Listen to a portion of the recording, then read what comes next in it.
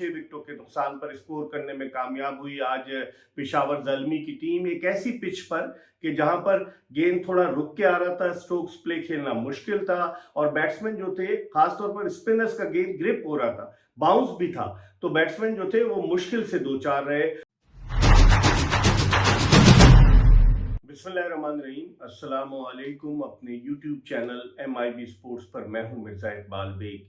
HBL PSL 9 के सनसनीखेज मुकाबले जारी हैं। अगरचे आज रमज़ानुल मुबारक कल से शुरू होने वाला है, लेकिन इसके बावजूद नेशनल स्टेडियम कराची में जो आज मैच खेला गया पेशावर ज़ल्मी और कराची किंग्स की टीमों के दरमियान, आखिरी गेंद पर उस मैच का फैसला हुआ।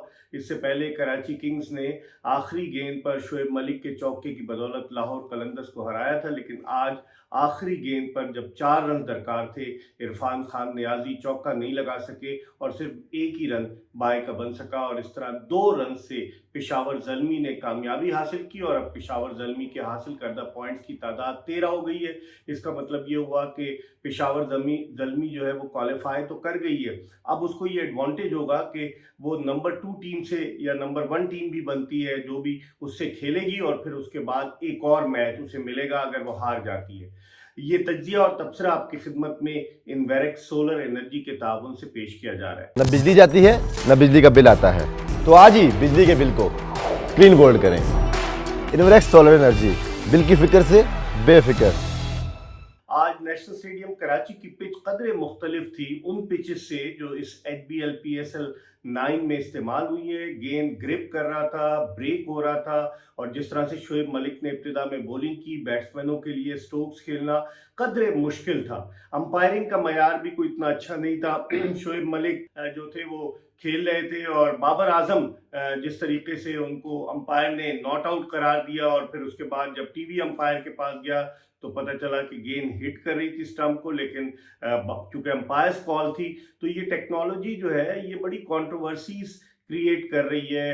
इंग्लैंड के कप्तान बेन स्टोक्स ने भी इस हवाले से बोला कि अगर गेंद विकेटों से टच करती हुई जा रही है और अंपायर ने आउट दिया तो अंपायर्स कॉल है, और अगर अंपायर ने नॉट आउट करार दिया जिस तरह आज हुआ और गेंद विकेटों से टकरा रही थी तो वो जो है वो खिलाड़ी नॉट आउट करार दिया जाएगा। तो ये बड़ी एक बहस है कि जिस पर बात हो सकती है। लेकिन आज के मैच में जो लो स्कोरिंग मैच था और सिर्फ 147 रन का टारगेट जो था वो स्कोर करने में कामयाब हुई। 147 रन पेशावर ज़ल्मी की टीम, और ये लोएस्ट एवर टोटल था जिसको डिफेंड किया HBL PSL में पेशावर ज़ल्मी ने। और पेशावर ज़ल्मी की जानिब से एक मरतबा फिर उनकी रन मशीन बाबर आजम, जिन्होंने निफ सेंचुरी बनाई, लेकिन बीच में मिडिल ऑर्डर में उनकी बैटिंग थोड़ी वल्नरेबल नजर आई।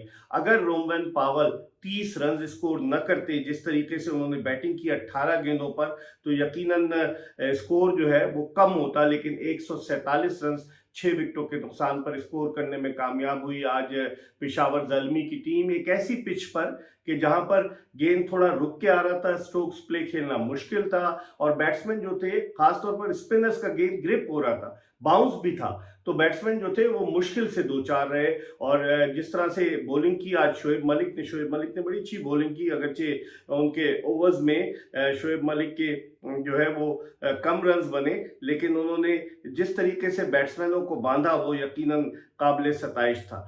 फिर उसके बाद जब बैटिंग शुरू की 148 रन के हदफ के ताक़ुब में जब कराची किंग्स ने बैटिंग शुरू की तो बड़ी अच्छी पार्टनरशिप हुई जेम्स विंस और टिम सीफर्ट के दरमियान, और इस पार्टनरशिप की वजह से जो है 61 रन की पार्टनरशिप हुई 90 ओवर में, और ऐसा लग रहा था कि शायद इस टारगेट को अचीव कर लेगी कराची किंग्स की टीम। लेकिन फिर उसके बाद विकेटें गिरना शुरू हुई। कप्तान शान मसूद एक मरतबा फिर नाकाम रहे, 0 पर आउट हुए, और अगर देखा जाए तो टॉप स्कोरर टिम सीफर्ट रहे जिन्होंने 41 रन स्कोर किए, जो विकेट कीपर हैं, और फिर 21 रन बनाने के बाद जेम्स विंस आउट हुए। लेकिन इरफान नियाजी जो पाकिस्तान अंडर 19 को रिप्रेजेंट कर चुके हैं, जिन्होंने एक मैच में शोएब मलिक के साथ मिलकर अपनी टीम को फतह से हमकिनार कराने में बड़ा वाइटल रोल प्ले किया था, आज भी इरफान नियाजी ने बड़ी अच्छी बैटिंग की। वो नॉट आउट रहे 39 रन पर, लेकिन आखिरी ओवर में वो जो थे आखिरी गेंद पर चौका लगाने में कामयाब नहीं हो सके। आखिरी ओवर में 17 रन दरकार दरकिनार थे और आखिरी ओवर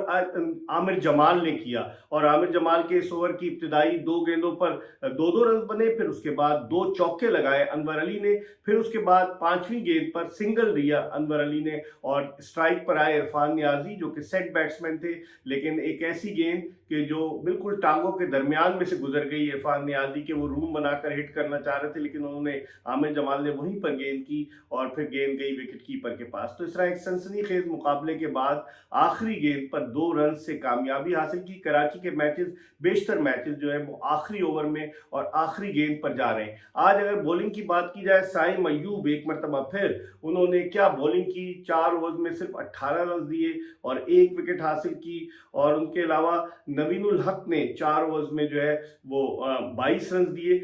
इस तरह से जो स्पिनर्स उसका यूटिलाइज करने में नाकाम रहे और इस तरह से कामयाबी हासिल की। बड़ा दिलचस्प मुकाबला हुआ। अब 13 पॉइंट्स हो गए पेशावर ज़ल्मी के, 13 पॉइंट्स हैं इस वक्त जो है वो मुल्तान सुल्तान्स के, जबकि 11 पॉइंट कोयटा ग्लैडिएटर्स के हैं और 11 पॉइंट इस्लामाबाद यूनाइटेड के। इस्लामाबाद यूनाइटेड का कोई मैच नहीं बाकी, कल आखिरी मैच है कोयटा ग्लैडिएटर्स वर्सेस मुल्तान सुल्तान्स। अगर मुल्तान सुल्तान ये मैच जीतती है तो नंबर 1 हो जाएगी, फिर नंबर 2 पेशावर ज़ल्मी होगी और अगर कोयटा ग्लैडिएटर्स ये मैच जीती तो उसके 13 पॉइंट्स हो जाएंगे और फिर नेट रन रेट पर ये फैसला होगा कि दूसरी या तीसरी टीम कौन होती है। तो बड़ी इंटरेस्टिंग सिचुएशन है HBL-PSL में।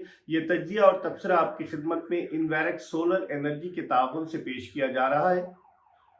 ये तज्जिया और तबसरा आपकी खिदमत में इन्वेरेक्स सोलर एनर्जी के ताउन से पेश किया गया। बिजली के बिल को क्लीन गोल्ड करें और मीटर को उल्टा घुमाएं। न बिजली जाती है न बिजली का बिल आता है। इन्वेरेक्स सोलर एनर्जी, बिल की फिक्र से बेफिक्र।